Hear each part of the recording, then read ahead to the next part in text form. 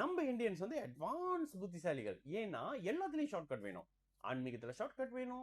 விளக்கு போட்டோன்னே மகாலட்சுமி வந்துடணும். மகாலட்சுமி வீட்டுக்கு வந்து உருண்டு பிறண்டணும்.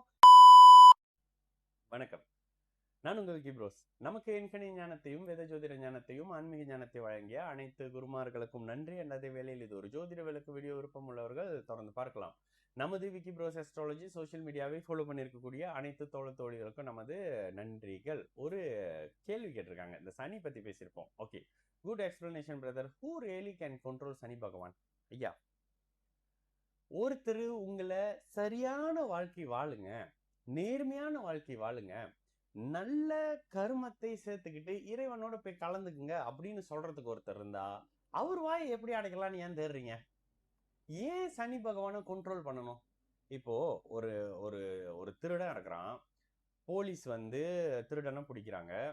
திருடன் போயிட்டு இந்த போலீஸை எப்படிலாம் கண்ட்ரோல் பண்ணலாம் அப்படின்னு யோசிச்சு அதுக்கான வேலை செய்யறதுனால என்ன அவுட்புட் வரும்? திருட்டு அதிகரிக்கும்ல.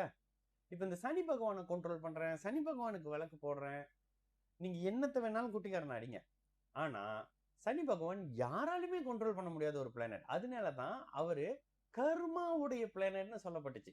கர்மாக்கு ஒரு விதி இருக்கு தெரியுங்களா? கடவுளையும் தாண்டி வந்து உங்களை காக்கும், கடவுளையும் தாண்டி வந்து உங்களை கொல்லும். இதுதான் கர்மா. ஜோசியம் என்னன்னா, நீங்க பண்ணி வைத்த பாவ புண்ணியங்களின் அடிப்படையில இந்த பிறவியில உங்களுக்கு இந்த ஜாதகம் அனுமதிக்கப்படுது.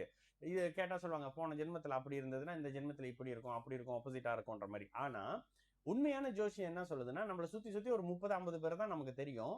ஒவ்வொரு பிறப்பிலையும் இவர்களோட கடன் பட்டு இந்த கடனை அடைக்கவே திரும்ப பிறக்கிறோன்றதுதான் ஜோசியத்தோட கான்செப்ட். இதுல நம்ம இந்தியன்ஸ் வந்து அட்வான்ஸ் புத்திசாலிகள். ஏன்னா எல்லாத்துலயும் ஷார்ட்கட் வேணும். ஆன்மீகத்துல ஷார்ட்கட் வேணும். விளக்கு போட்டோன்னே மகாலட்சுமி வந்துடணும். மகாலட்சுமி வீட்டுக்கு வந்து உருண்டு பிறண்டணும். இப்படின்ற விஷயத்த எதிர்பார்ப்பாங்க. ஆனா இங்க கர்மாக்கும் கர்ம வினைகளுக்கும் எந்த விதமான ஷார்ட்கட்டும் இல்லைங்க. நீங்கள் ஒருத்தரை கஷ்டப்படுத்தி இருக்கிறீங்க, உங்களால ஒருத்தர் ஏமாற்றப்பட்டிருக்காரு அப்படின்னா அந்த விஷயத்தை நீங்கள் அனுபவித்தே ஆக வேண்டும். இந்த பிறவில மிஸ் ஆயிடுச்சு, அடுத்த பிறவில அடுத்ததுன்னு வரும். ஓகேங்களா? அப்ப இப்படிதான் வரும். ஆனா ஜோசியம் அடுத்த பிறவியை பத்தி எல்லாம் சொல்லல. எனக்கு ஜோசியம் அடுத்த பிறவியில் நீங்க என்னவா இருப்பீங்க, இறைவனோட சேருவீங்களா, அதெல்லாம் எனக்கு தெரியாதுங்க. ஆன்மீகமா இந்த ஜென்மத்துல இருப்பீங்களான்றத பார்க்கலாம். ஓகே, இதுல இவரு கண்ட்ரோல் பண்ணிடுவாரு, அவரு கண்ட்ரோல் பண்ணிடுவாருன்னு இந்த கோயிலா நம்ம எதுக்கு சுத்துறோம்?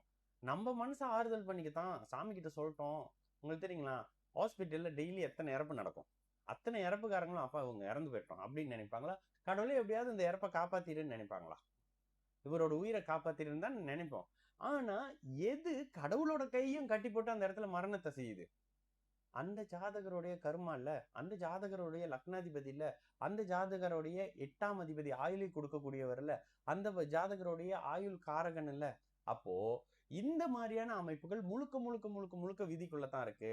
எனக்கு நம்ம இந்தியன்ஸ் கிட்ட என்ன பிடிக்காதுன்னா, எல்லாத்துலயும் ஷார்ட்கட், எல்லாத்துலயும் ஷார்ட்கட். நேரடியா சிவன் கிட்ட போகணும். நேரடியா சிவன் கிட்ட போனோம்னா அதுக்கான தகுதி இங்க இருக்கணுங்க.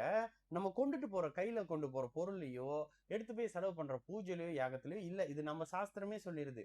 அன்பினால் இறைவனை அடையலாம், பக்தியால் இறைவனை அடையலாம், பாட்டு பாடி இறைவனை அடையலாம்னா சொன்னிச்சே தவிர தர்மம் செஞ்சு இறைவனை அடையலாம்லாம் சொன்னாங்களே தவிர யாகம் வளர்த்து இறைவனை அடையலாம், கோடிக்கணக்கில் பணத்தை கொட்டி பாலை கொண்டு ஊத்தி வீணாக்கி இதாகலாம், இதெல்லாம் நமக்கு சொல்லித்தரப்படல.